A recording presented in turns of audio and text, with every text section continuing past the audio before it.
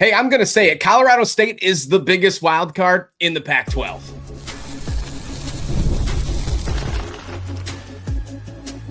You are Locked On Pac-12, your daily podcast on the Pac-12 Conference. Part of the Locked On Podcast Network, your team every day. Yes, welcome on in, Locked On Pac-12. I'm your host, Christian Rauh, and thank you so much for making this your first listen of the day. Thanks for making the Locked On Podcast Network the number one sports podcast network in the world. We're going to go all Colorado State on today's episode. Have a great guest for you today on today's show. Kevin Lytle, he's a beat reporter for Colorado State for the Coloradoan. Lots of exciting stuff to dig into. I haven't given Colorado State enough justice on this show, and he's going to definitely help me out. We're going to have a big picture on this show, diving into every little detail as much as we possibly can, all in one episode. Kevin, thanks for joining the show. Really appreciate you stopping by. The Jim Mora era is certainly impressive. What he did at UConn was so impressive, and obviously him now coming over to Colorado State, we see these financial investments coming in over the Fort Collins as well. But to start this one off, just take me through what it feels like to get Jim Mora taking over the reins for the Rams. Yeah, it's fascinating. Thanks for having me on. It's exciting to talk football. We're getting really close finally. But yeah, this is a big name, a big swing for Colorado State. It's a name myself and most people did not see coming when CSU had, frankly, a pretty prolonged search because they fired Jay Norvell in October last year to give themselves time to do a long, thorough search. And there were a boatload of names. I mean, talking to some sources, CSU talked to a lot of people. People always ask, well, who's interviewed? It's like, well, it depends on how you define an interview, because there were a ton of people talked to. But Jim Mora is a guy that rose to the top because of, you mentioned it, he won at UConn. And I think most people in the college football world feel if you win at UConn in football, you're doing something pretty good. He obviously has a lot of experience in other places, both college and NFL. So I think that appealed to Colorado State. They're not looking for a slow, methodical rebuild. They want to win and win quickly. They're investing like it. They have been investing like it, and that's up even more. So yeah, I think the Colorado State fan base is excited to have, kind of a big name coach with, a pretty good resume attached that, in theory, on paper, should be a guy that can turn this program around. It's it's a program that for a long time, the national view has been sleeping giant. And that, for a while that can be a compliment. They can almost kind of turn into a slur of like, okay, well, how long have they been sleeping? And, why is that? So Colorado State and the fans are hoping that this is the thing that turns around, gets it going again for the first time in a while. And kind of to coincide with the move into the Pac-12 and all that, CSU administration is really wanting to be aggressive on this and hire big. Yeah, it's a very underrated identity, is from what I've gathered from my time, covering Colorado State, which has been very short compared to yours, but that's what I've gathered. It's been a very underrated. Sleeping Giants, probably a very good word to know. We have a lot of people that listen to this show that are fans of old Pac-12 schools. They're fans of the Pac-12, so they are no stranger to Jim Mora. They've definitely seen him in this conference before. After covering multiple coaches for Colorado State, what is different from him from spring camp, fall camp? Is the energy different? Like, what is it? How is it different comparing him to maybe Jay Norvell or some of the other past coaches? There are lots of kind of smaller things. A little one that I notice is it's pretty much all good on good. Ones face ones in practice, as opposed to a lot of coaches will do the one offense against the two defense, that type of thing. That's the small thing, but kind of the big broad one that I would say is just incredible attention to detail. The amount of very specific situational work they do in practice really has been eye-popping to me. I mean, I was at practice last week where they spent probably the last 30 minutes or so on an onside kick situation, both kicking and then the recovery side of it, and hyper detail on how much they do that. They did a mock game on Saturday where they did it just like game day. They stayed in the team hotel the night before. They did their pregame meetings, their pregame meal. They did the bus drive from the hotel through downtown Fort Collins to campus, where they do what they call Ram Walk, where you walk into the stadium and on game day, fans are there and everything, tailgating. Did their pregame warm up, everything like that. Again, it's just a hyper detail. Morris said he wants guys that to be used to it so that when actual game day hits, their head isn't spinning of like, oh, what do we do next? What do we do next? They can just think about football. So some of that, it all sounds great in camp. What will it mean? But it is really fascinating to see just the hyper level of detail that Mora and his staff go into.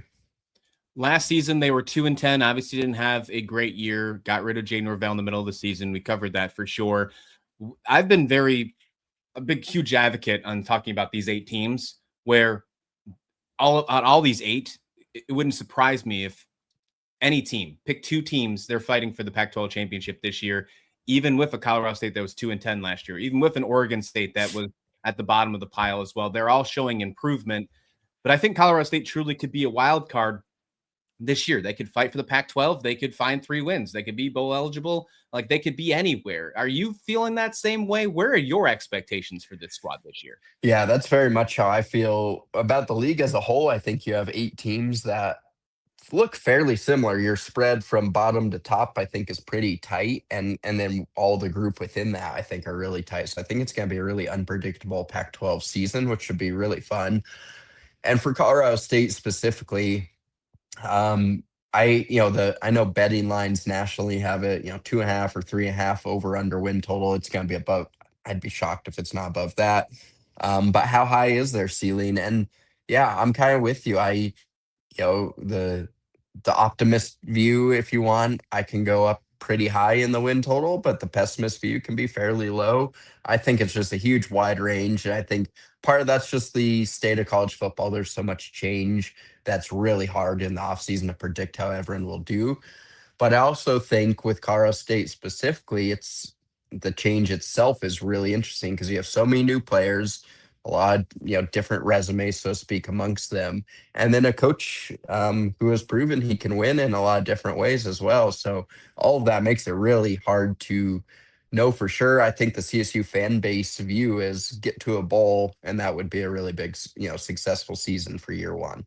Yeah, not a bad expectation whatsoever in year one after going 2-10 this past season. I like when you look at the Pac-12 schedule, and as a whole, I like that Colorado State hosts San Diego State. They host Boise State. Those are really big things to look at, obviously, before we get a chance to see what they actually look at on the field. On the other side, I'd love to talk offense with you. There's a ton of new names. Obviously, the portal has been a big asset for Colorado State. What's that mean for them? Quarterback, running backs, tight ends, weapons. Do they have enough to be competitive? We'll do that right here. Locked On Pac-12.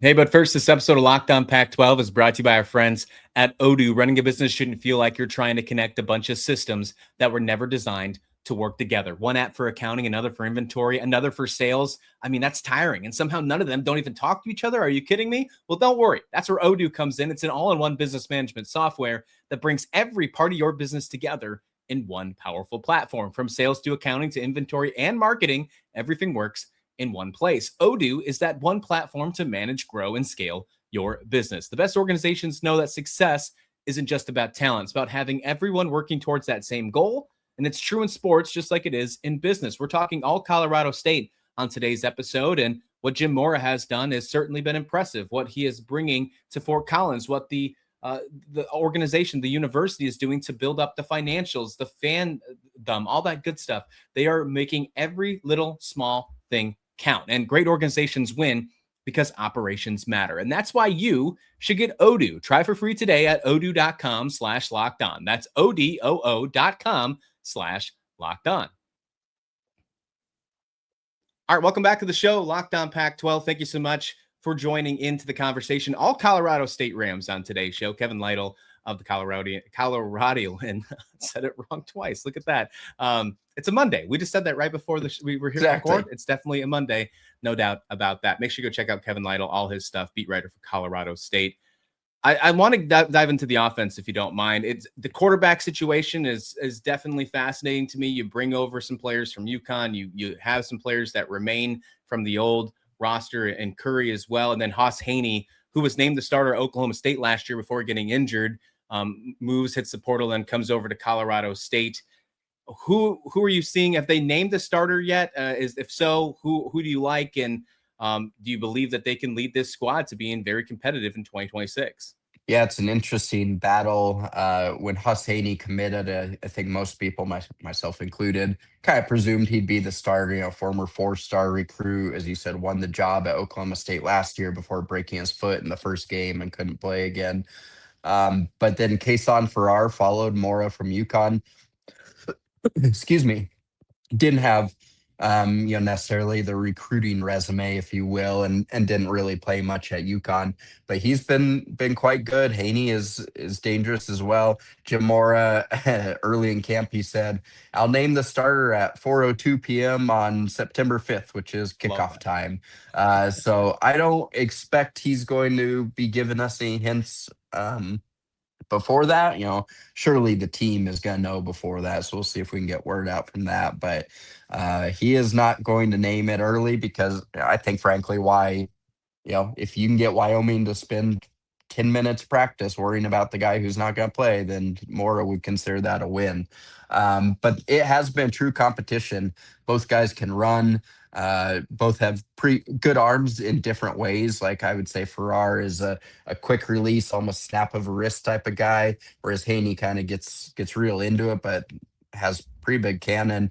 Hejny he might be the best athlete on the team, to be frank. He is crazy fast, and not just straight line speed. His cutting ability is really impressive. And if I had to pick, I still think he's going to be the guy, because I think his athleticism is just so game changing. And Mora worked with Michael Vick, and he references Michael Vick as one of his sort of inspirations, if you will, on how he views the quarterback position. Of, it's not just throwing, it's not just running, but the ability to extend plays and maybe throw outside the pocket, anything like that. And I'm not saying Hejny is Michael Vick, but just pure athleticism wise, he's that game-changing talent. Farrar can run for sure, don't get me wrong, but Hejny is just another level. But it's really fascinating. I think both guys have shown well. I think both are better than what Colorado State had last year, so that's a good sign for CSU fans.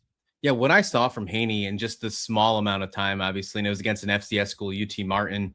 He's quick. You're right. I mean, he's explosive. He can be a dual threat type of guy, and I mean, he could be one of those X factors for the entire conference. I think we talk about the Brad Jacksons, the Maddox Madsons of the world. I mean, if he had the opportunity to win the starting job and play a full healthy season, it wouldn't surprise me if he was towards that top of that conversation, if we could see it, just based on the small sample size we saw from last year. I want to continue on the offense here, but you brought something really fascinating up. I meant to bring up in the first segment, week 1 against Wyoming. Pac-12 fans, I'd love for them to understand, what does that border war mean? Can you kind of give the little complex on that?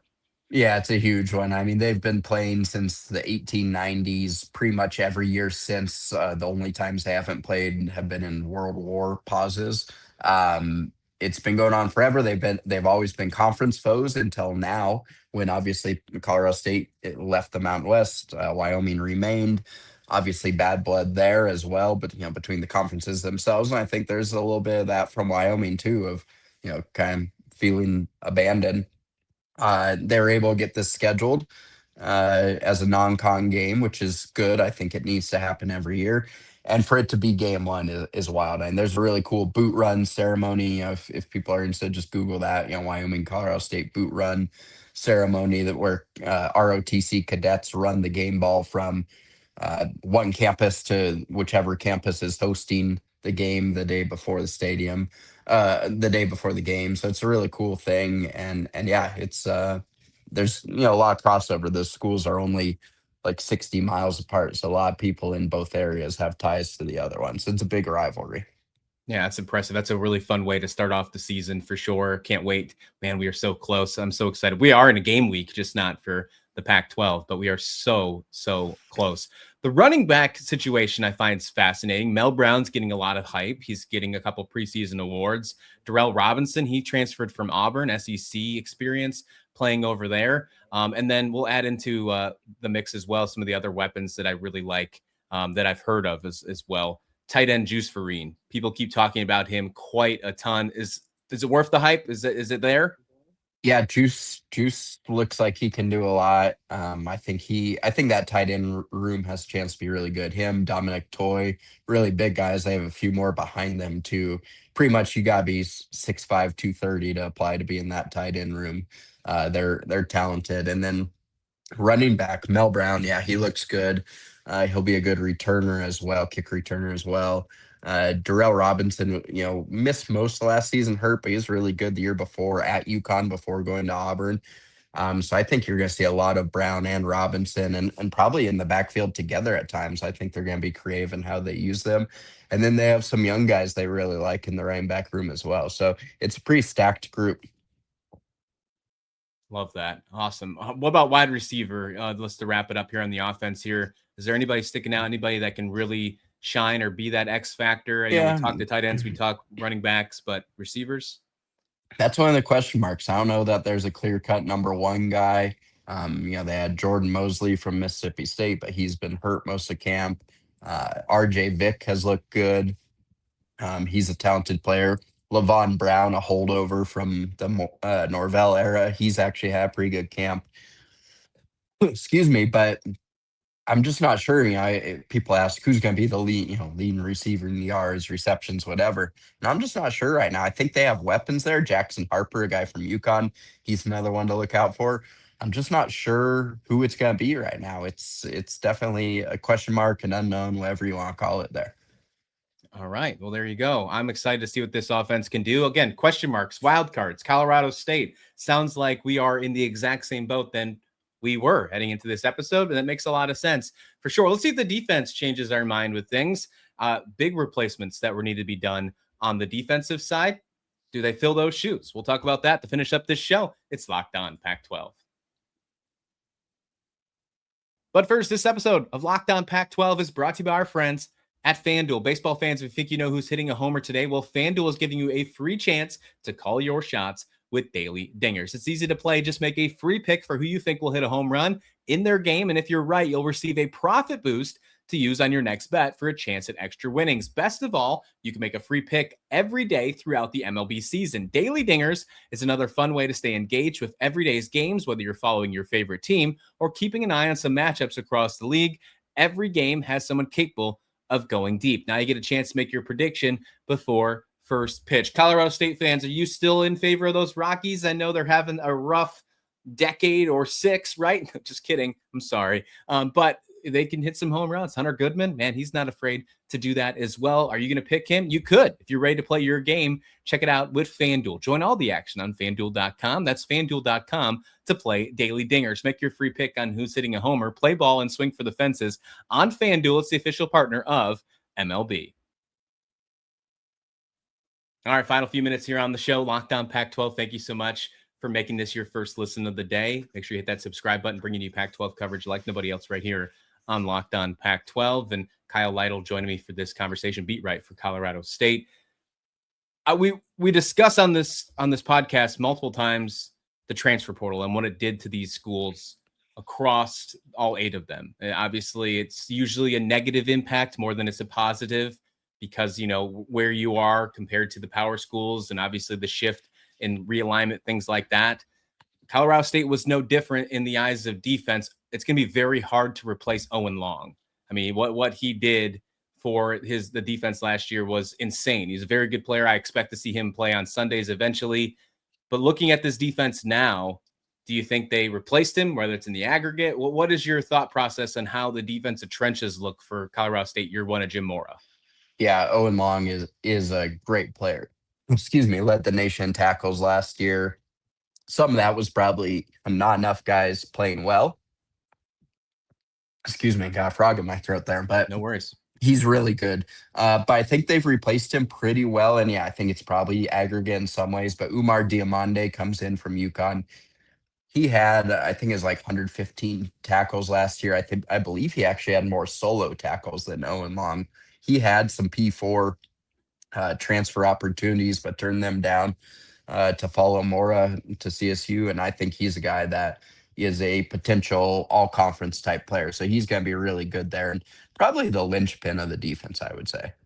He looks like a monster to me. Every time I see something of film on him or see him in a conversation or a press conference, I haven't seen him up front and personal, but man, he looks like an absolute beast. Is that tracking? Yeah, Do you see him in person? he looks the part. He's hit the gym, that's for sure. He looks Oh, really man. good. All right, so secondary, these are going to be some of these explosive offenses, obviously like a Texas State or something like that, which you have to travel to in the middle of October this year. They have two 1,000-yard receivers. Brad Jackson seen as one of the top quarterbacks in the conference. You have a couple other good explosive offenses that, with good running back rooms as well. Let's look at the secondary, though, for the passing thing. How can they slow down guys like Bo Sparks, Chris Don Jr., things like that? Do they have enough secondary to make that happen? Yeah, that's, some of that will be done up front because Tyson Summers, the DC, runs a very high pressure defense. So a lot of it is built on disrupting plays before, those guys can get dangerous. But with that being said, if you're blitzing a lot and throwing a lot of people at them, you need good, guys in the secondary are going to be on island at times. And again, sort of repeating the same thing, a lot of new players we'll see. Elijah McCantos comes from Appalachian State, and he was at Illinois before that at safety. He looked really good in spring and then again in fall. Cornerback Caleb Presley, he was up at Washington and San Jose State before that. They're probably going to rely on him a lot. They have a couple of youngsters they actually like as well. CJ Blocker, who was actually here with Norvell, but was at Utah prior, is one of the key cornerbacks. So I think they have a good number of bodies. They just, will they be able to force those turnovers? Because that's what this defense is built on. But I think they have some potential back there, but they're definitely going to be vulnerable at times. That's kind of the base of this defense. What do you think the overall vibe is from the fan base? Obviously, the excitement behind Jim Mora seems like it's there, but entering the Pac-12, does it seem more optimistic more than anything else? What do you think the vibe is there? Yeah, I think everyone's excited, hopeful, all that. In some ways, I think some of it's just like a restart, a refresh for CSU fans who have seen their team lose for too long and are hoping that, this is somewhat the impetus to start winning. But yeah, I think overall people are really excited and like some of the sort of new different things the Pac-12 is doing. There's certainly some frustration from the fan base that felt the Mountain West had kind of gotten stale and, never took the initiative. Right or wrong, I think now the fan base feels that's different. There's a good chance this team could start off really hot. 4 of their first 5 games were at home, including against a team like BYU, who's a preseason ranked 14th in the country. Obviously, that's a big ask after being 2-10 last year, but there was a chance. What are people thinking over there? Are you screaming a potential upset alert? Like we're talking about a wild card here. That one feels hard right now until we see Colorado State on the field, but overall, yeah, the idea of starting at home a bunch, they need to take advantage. CSU needs to win a lot of these games early to create some of that energy and momentum because we've all seen teams that have some potential, but things go wrong early. It can kind of cascade sideways, in a bad way downhill. So they need to do the opposite and start well and kind of build on that. We've heard about the Hauss Heynys, the Mel Browns, the Juice Vereens. We've seen some of the key defensive players. Is there one player that's not getting talked about enough that just needs to be on the radar of the rest of the Pac-12? If there's one that you've really noticed that just isn't being discussed enough outside of Colorado State, who would you say it is? That's a fun question. I'm gonna go. I guess the whole idea is a wild card, but Terrance Smith Jr. He's a receiver, came from UConn, but he's a guy. He was a quarterback for a lot of high school. He'll probably return some punts. I wonder if they might have a trick play in there. Given his quarterback background, he's a guy that's just a big time athlete. I don't think he's not gonna have like the yardage totals to be an all conference player or anything like that. But I think he's a guy that could be sort of your X-factor game changer in a few different games this year. And he's just kind of been fun to watch in camp. So he's a guy that, I'll just kind of pull out as one to keep your eye on, of a pretty intriguing gadget player. I love that. All right. Final question here. The schedule is obviously an interesting one with the Pac-12 this year with the flex schedule. When you look at the Pac-12 schedule for Colorado State, you open at home against Oregon State after a pretty tough non-conference slate where you play Wyoming in the Border War, you host BYU, you travel to San Antonio to take on UTSA, who seem to be a pretty decent team in the American this year. And then you end the season on that flex game. What's your take on that? Do you think that's a nice idea for the Pac-12 trying to be competitive? Yeah, I'm intrigued. I'm really intrigued to see how it goes. If there's a team, borderline playoff, do you give them a tough game to boost the resume, an easier game to get them a win, and then kind of going down? If you have teams that are 5 and 6, do you pair them together to make sure one gets bowl eligible, or do you give them different games to see if they both can be? I think it's really interesting. I don't know for sure if it's a long-term solution, but I think I really appreciate the trying something different mindset, and I'm really interested to see how it goes. Yeah, same here. I think it's fascinating. There's no doubt about that. Kevin Lytle of Colorado, and thank you so much for joining me, beat writer of Colorado State. Make sure you go check out all his work. He does a very great job covering Colorado State. I've been watching it and listening to his stuff and reading his stuff for a very long time. You should do so as well. Kevin, thank you so much for joining the show. That's going to wrap it up. That's going to wrap it up for today's episode. Please like the video. Please subscribe. We'll see you back here next time, right here on Locked On Pac-12.